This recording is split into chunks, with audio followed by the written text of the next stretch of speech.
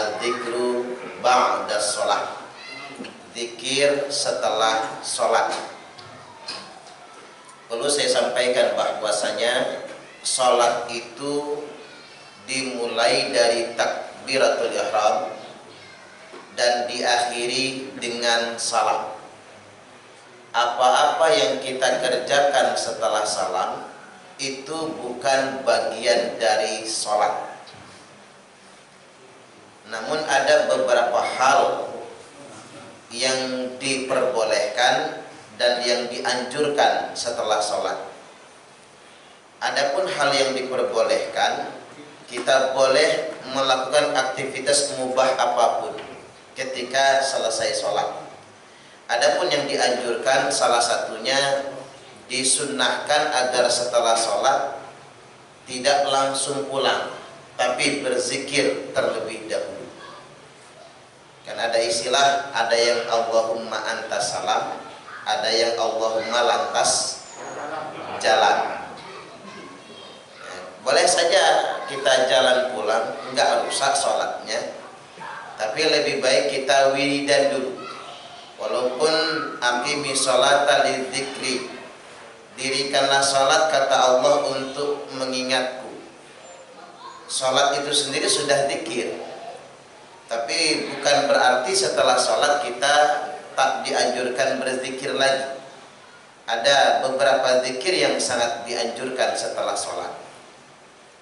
Nah, sampai-sampai untuk memberikan pembelajaran, Rasulullah Shallallahu Alaihi Wasallam mengeraskan, menjaharkan zikir setelah sholat.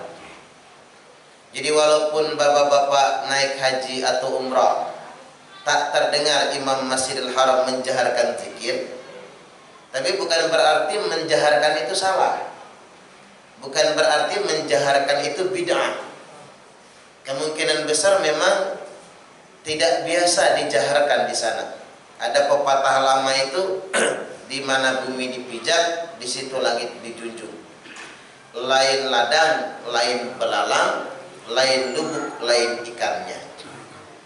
Itu sudah menjadi kebiasaan. Ada satu amalan yang biasa di daerah tertentu, tapi tidak biasa di daerah yang lain. Termasuk perkara menjaharkan zikir setelah sholat. Kalau kata Ibnu Taimiyah, mengeraskan zikir setelah sholat adalah bagian sunnah Nabi yang terlupakan di Masjidil Haram. Sampai segitunya. Disebutkan dari Abdullah bin Abbas radhiyallahu an. Ibnu Abbas ini adalah saudara sepupunya Nabi. Anak pamannya Abbas itu bin Abdul Muthalib. Jadi satu kakek dengan Nabi Ibnu Abbas ini. Beliau berkata, anna raf'a sauti bidzikri hina yang sarifun nasu minal maktubah kana ana ahdin Nabi sallallahu alaihi wasallam. Sesungguhnya raf'a saut, mengangkat suara, mengeraskan suara, menjaharkan zikir, bidzikri, berzikir, hina, ketika yang sarifun nasu, orang-orang selesai, minal maktubah, dari sholat maktubah. Sholat maktubah itu sholat wajib, sholat zuhur, asar, maghrib, isya, dan subuh. Karena ana ahdin Nabi sallallahu alaihi wasallam, menjaharkan zikir ini sudah dikerjakan sejak zaman Nabi sallallahu alaihi wasallam. Makanya ulama menyepakati hadis ini marfu' sampai kepada Nabi. Sandarannya langsung Nabi, kesunahan yang diajarkan Nabi. Hadis ini tercantum dalam kitab Sahih Al-Bukhari nomor hadis 841 dan tercantum dalam kitab Sahih Muslim nomor hadis 583. Sahih muttafaqun alaih. Juga di Sunan An-Nasa'i 1335, Abu Daud 1003, Musnad Imam Ahmad 3468. Karena ada di YouTube itu Pak, mubalik yang sampai membid'ah-bid'ahkan menjaharkan zikir setelah sholat. Bagi kita yang sudah ngaji begini nggak soal itu, tapi bagi orang awam itu soal. Karena ada kebiasaan orang Indonesia itu, satu kebiasaannya agak jelek. Ada 1000 ulama ngomong boleh, tapi ada satu ulama ngomong nggak boleh. Yang didengar yang ngomong nggak boleh itu Pak. Udah masih kayak anak kecil. Anak kecil kan begitu, jangan naik dia, baru kapok kalau jatuh. Itu kan anak kecil. Orang Indonesia itu begitu keberagamaannya. Ada 100 ustadz ngomong sunnah, tapi satu aja yang ngomong bid'ah, Pak. Yang laku yang ngomong bid'ah. Padahal 100 yang ngomong sunnah itu. Ini kebiasaan orang Indonesia itu kadang begitu. Yang kedua, kalau kata Ustadz Abdul Somad, kebiasaan jelek orang Indonesia itu kalau mobil rusak tanya ke bengkel, listrik error tanya ke PLN. Tapi kalau masalah agama dia nggak mau nanya siapa-siapa, di fatwanya sendiri. Itulah kelemahan mendasar kita. Seolah-olah udah pakar banget tuh sama agama. Jadi sekali lagi saya ingin tegaskan, menjaharkan zikir setelah sholat itu bagian dari kesunahan. Kesunahan yang dikerjakan oleh Nabiullah Muhammad sallallahu alaihi wasallam dan para sahabatnya. Adapun begini, ada keterangan yang sering dipakai ya Pak, yakni dari Abu Musa al-Ash'ari radhiyallahu an, dia bercerita, kunna ma'a Rasulillah sallallahu alaihi wasallam, bahwasanya kami suatu hari bersama Rasulullah SAW dalam sebuah perjalanan. Kemudian fakuna idza asrafna ala wadid, ketika kami sampai di sebuah lembah, wadid itu lembah, halalna wa kabbarna, kami semua bertahlil, kami semua bertakbir. Ini ceritanya pulang perang, perangnya menang. Beda kalau pulang perang, perangnya kalah, lemes pasti. Ini pulang perang, perangnya menang. Walaupun capek, badan terluka, tapi semangat. Begitu pulang perang, di sebuah lembah, halalna, kami semua bertakbir. Wa kabbarna, kami semua bertakbir, kami semua bertahlil. Maksud saya, tahlil takbir. Tapi irtafa'at aswatuna, kami mengeraskan suara kami, teriak-teriak Allahu Akbar, kayak orang demo Pak. Kan beda takbir orang demo sama takbir orang sholat. Kalau takbir orang sholat kan Allahu Akbar, keras dia, tapi proporsional.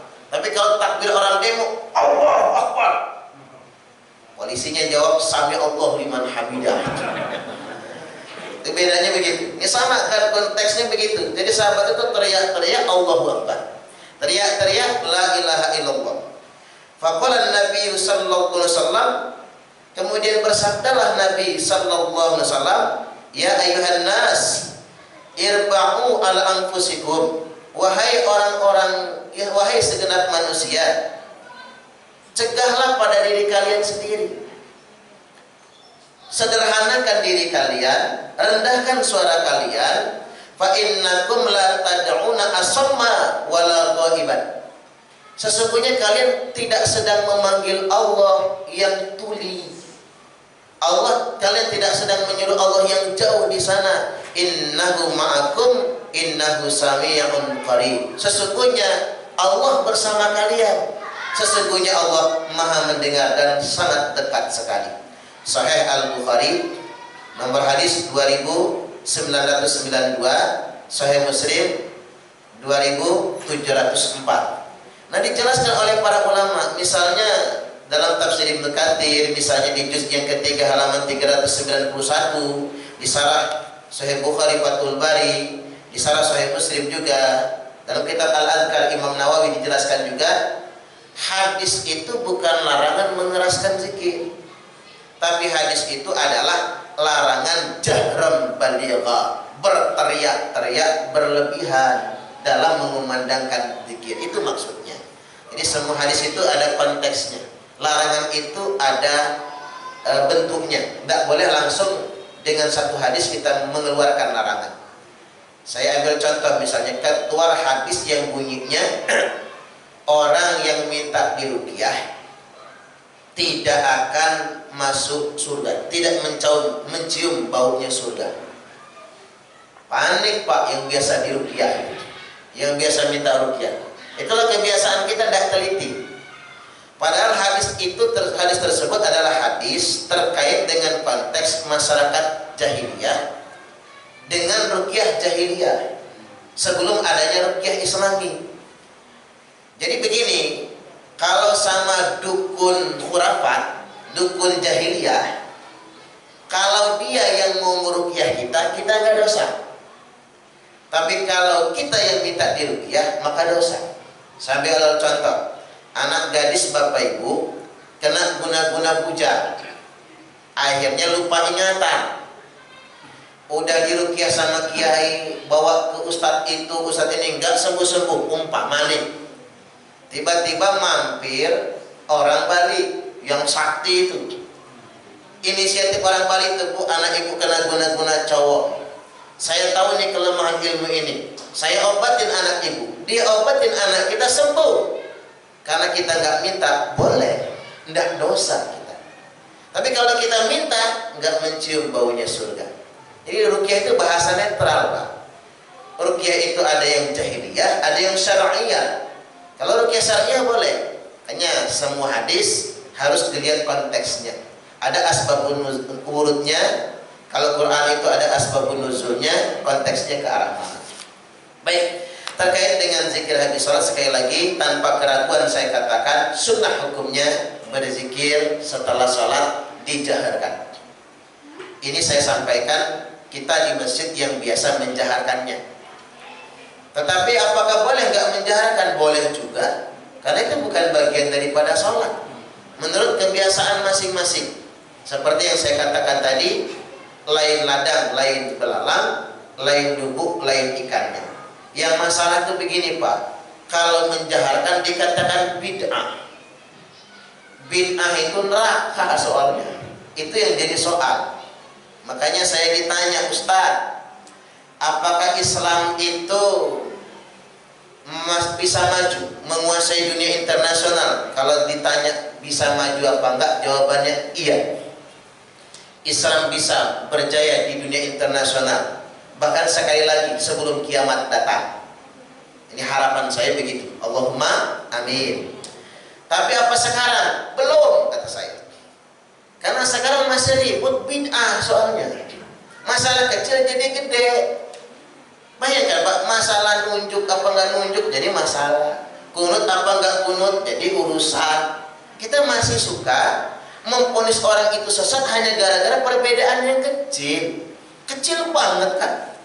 Mau celana cingkrang apa isbal gitu kan. Hanya hal-hal kayak gitu yang diributkan. Orang sudah terbang ke planet, kita masih ngurusin isbal sama cingkrang. Kita belum bisa maju kalau kayak gitu modelnya. Beda pilihan presiden dikit ribut. Pilihan wali kota ntar lagi Pak. Panas dia. Head to head kayaknya. Tidak masalah kan, itu urusan pragmatis tuh. Tapi kalau kita masih ribut urusan kayak gitu belum bisa maju. Makanya saya kemarin sampai hampir nangis Bapak Ibu membaca media online, anak remaja putri 2 hari 2 malam trauma nggak bisa ngomong di Afghanistan karena habis nembak tentara Taliban. Apa sebab dia nembak sampai dia trauma? Karena di depan matanya bapaknya yang kepala desa namanya Komar Gul diterotot oleh tentara Taliban. Itu bapaknya tulang punggung keluarga, kepadanya lah kami bergantung, kata anak gadis ini. Makanya tak nekat-nekatin, tak ambil AK-47 bapak saya tembak 2 tentara Taliban itu, mati dua-duanya. Yang bikin saya nangis Bapak Ibu, Komar Gul itu muslim yang taat, anaknya ini gadis muslimah yang baik. Dia ada kepala desa yang setia sama pemerintah Afghanistan, lalu dikafirkan oleh Taliban. Sama-sama muslim ini Pak, sama-sama Islamnya. di negara Islam. Makanya Islam kalau masih kayak gitu modelnya belum bisa berjaya. Arab perang, Yaman perang, Suriah perang, Irak perang, hanya karena apa? Kepentingan politik yang tidak ada habis-habisnya.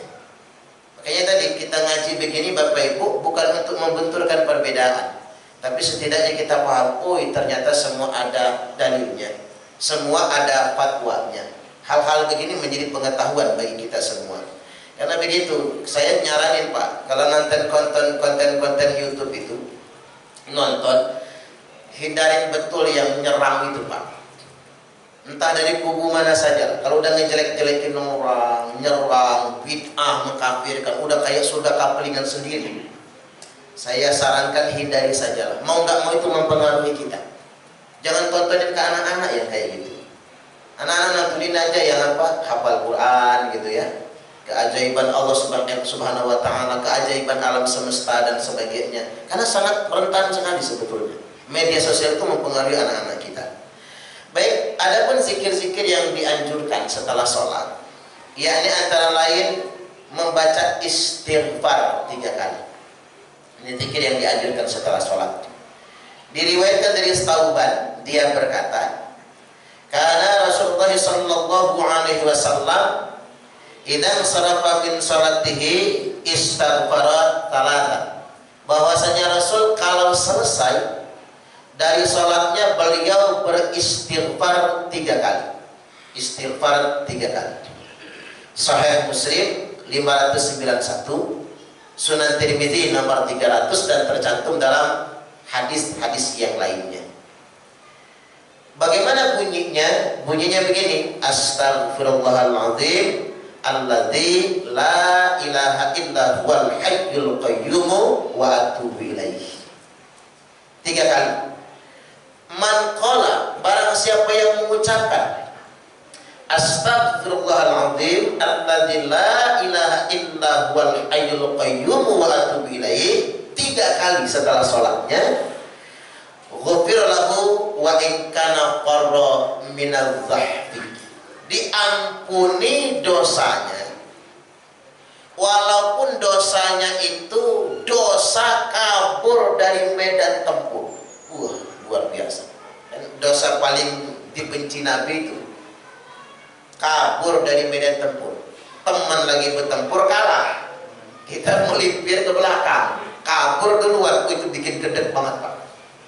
Nabi paling sebel sama orang kayak gitu. Sampai Nabi berbulan-bulan gak mau negor, saking bencinya sama orang yang suka kabur dari medan tempur. Ya kalau ketahuan kalah tidak jadi masalah, kaburnya ini yang bikin Nabi kesal. Tetapi kalau berzikir istighfar ini 3 kali, walaupun dosanya segede itu, walaupun orangnya sepengecut itu, Allah ampun, subhanallah, ini luar biasa. Artinya apalagi dosa kita nggak segede itu, makanya sebetulnya paling enak lah jadi orang Islam itu. Saya kalau baca hadis-hadis kayak gini, pede banget saya. Pede banget kalau orang Islam itu insya Allah masuk surga semua. Allahumma amin. Ya jelas kan? Jelas sekali. Cobalah Bapak Ibu berhitung 3 perkara yang menghapus dosa. 1, wa isbahul wudu fi sabarat, menyempurnakan wudu saat sedang dingin. Nah kita wudu semua, apalagi musim corona, rajin betul kita wudu. Yang kedua, wanak lul akdami ilal jamaah, melangkahkan kaki menuju sholat berjamaah. Jelas kita dari rumah berangkat, dari 1 langkah kita Allah hapuskan dosa dan Allah angkat derajat kita. Sebanyak langkah kita melangkah ke masjid, sebanyak itu juga dosa diampuni. Makanya kalau bisa mau ke sini muter dulu ke depan, Kiai Maja itu kan. Lalu sampai ke sini lagi.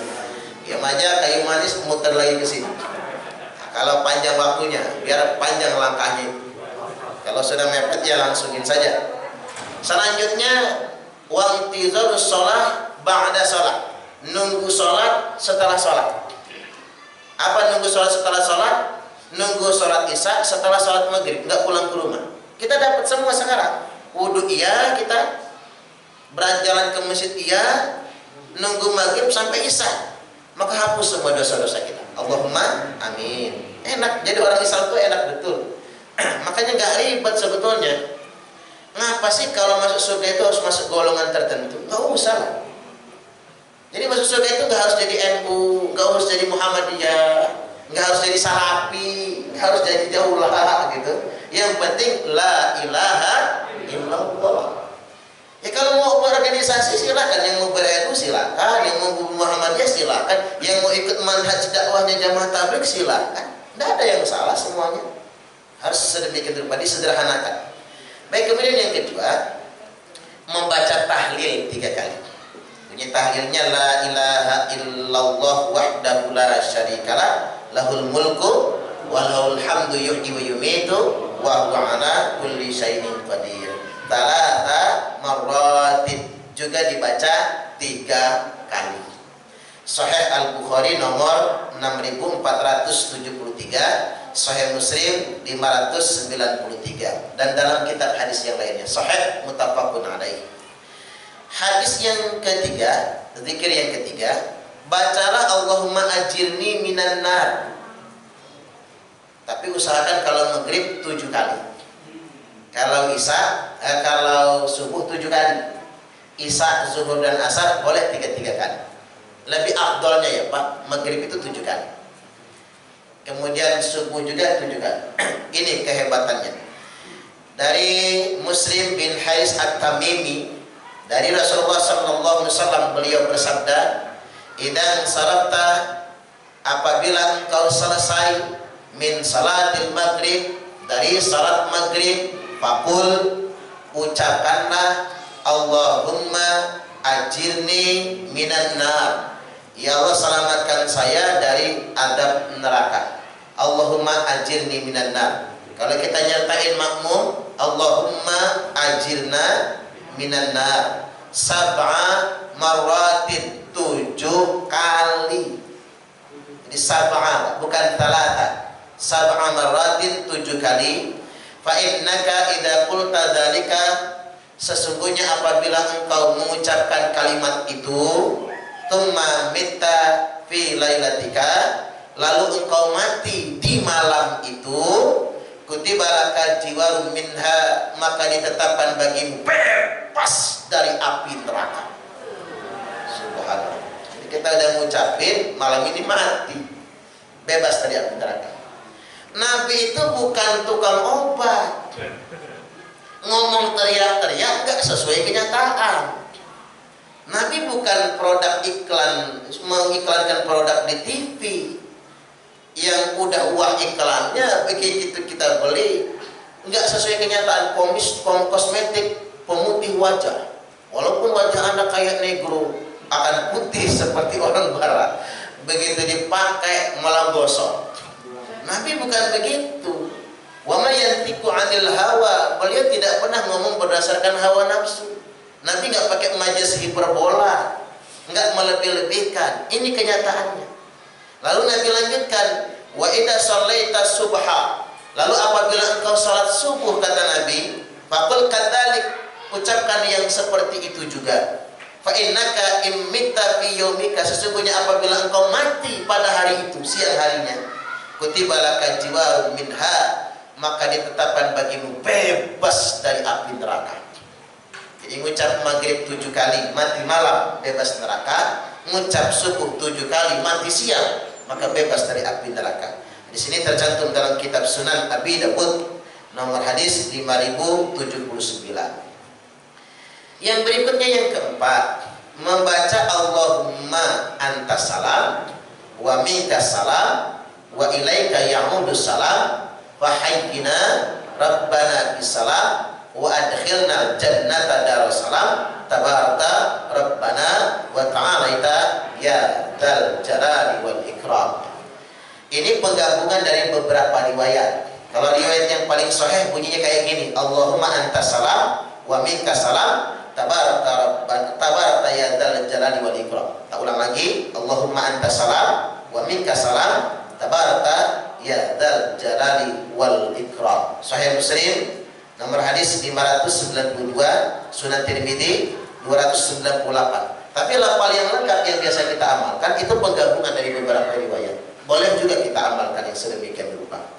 Selanjutnya, man sabbahallaha fi duburi kulli salatin talatan wa talatin, barang siapa yang bertasbih mengucapkan subhanallah fi duburi, di dubur. Di dubur ini kalau bahasa kasarnya di pantat, tapi dubur yang dikatakan di sini di belakang sholat. Di belakang sholat berarti habis sholat. Barang siapa yang bertasbih kepada Allah di belakang setiap sholatnya, kulli sholatin, setiap sholat, utamanya sholat fardu, talatan wa talatin, 33 kali. Wa hamidallaha talatan wa talatin, mengucapkan alhamdulillah, tahmid 33 kali. Wa kabbarallaha talatan wa talatin, bertakbir kepada Allah, Allahu Akbar 33 kali. Fatilka tis'atun wa tis'un, maka jumlahnya berarti 99 kali. Wa qala tamamal mi'ah, lalu disempurnakan dengan bacaan ke-100. La ilaha illallah wahdahu la syarikalah, lahul mulku wa lahul hamdu, yuhyi wa yumitu wa huwa ala kulli syai'in qadir.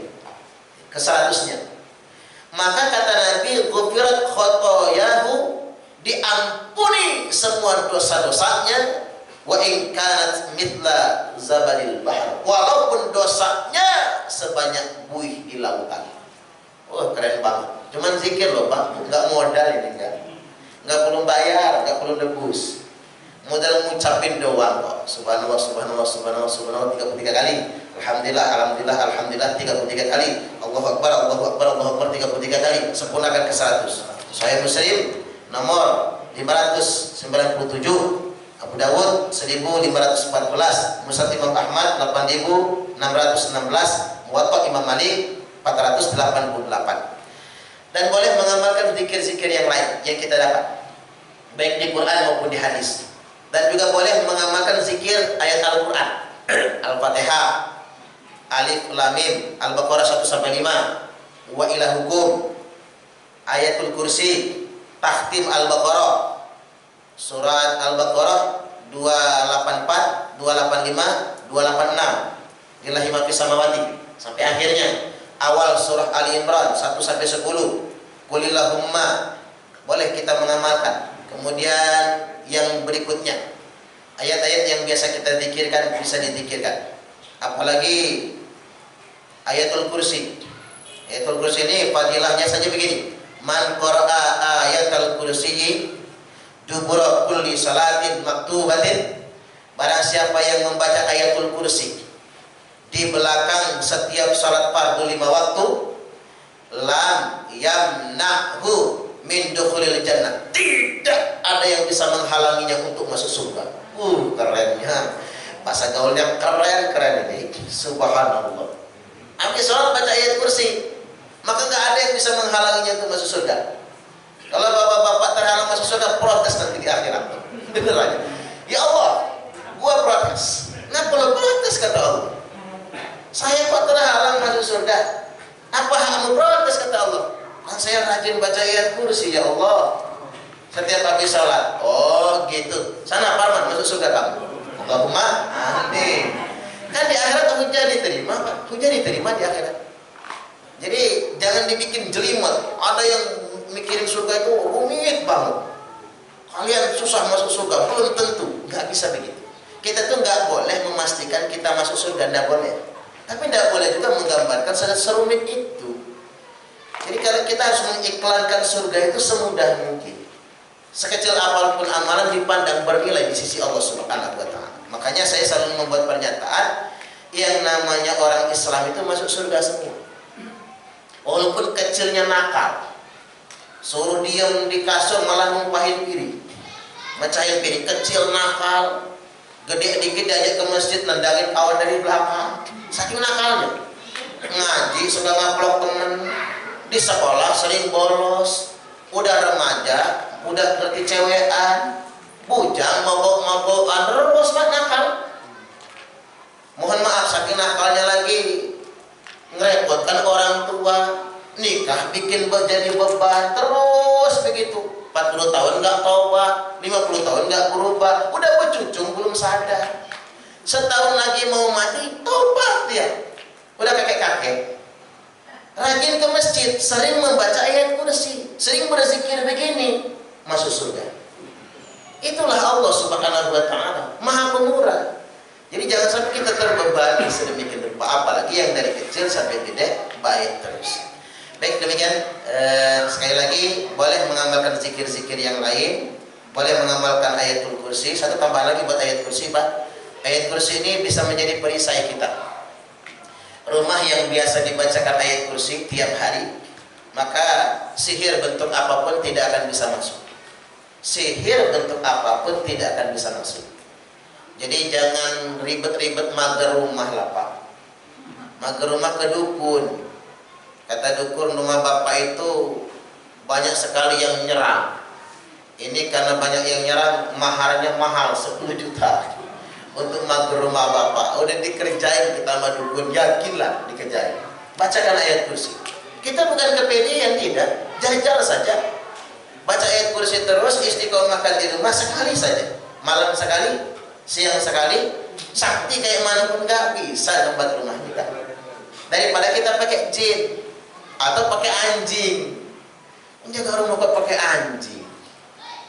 Anjing memang bisa apa begitu. Baik, demikian kita buka tanya jawab, saya persilahkan.